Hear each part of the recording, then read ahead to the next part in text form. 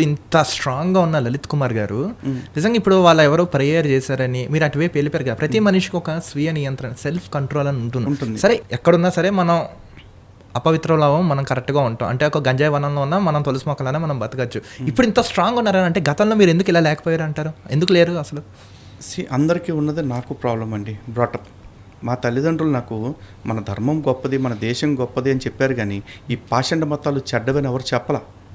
ఎందుకు చెప్పలేదంటే వాళ్ళకు కూడా తెలియదు. నిన్న మొన్నటి దాకా అంటే ఒక 7-8 ఏళ్ల క్రితం వరకు కూడా క్రిస్టియానిటీకి ఉన్న ఏకైక బలం ఏంటంటే హిందువులు ఎవరికి బైబిల్ అంటే ఏంటో తెలియదు. కానీ హిందూ జనశక్తి లాంటి సంస్థలు వచ్చిన తర్వాత క్రిస్టియానిటీ అంటే ఏంటి, క్రిస్టియానిటీలో ఉన్న తప్పులేంటి, బైబిల్ ఏంటి, బైబిల్లో ఉన్న లోపాలేంటి, లోటుపాట్లేంటి అనేది మేమందరం కూడా ఎక్స్పోజ్ చేసి చెప్పేసాం. సో ఇప్పుడు క్రిస్టియన్స్ కొత్తగా చెప్పుకోవటానికి ఏం లేదు ఇక్కడ. కాబట్టి క్రిస్టియానిటీ ఇప్పుడు బలహీనపడటానికి ఏకైక కారణం కూడా అదే, హిందువులందరికీ బైబిల్ తెలిసిపోయింది.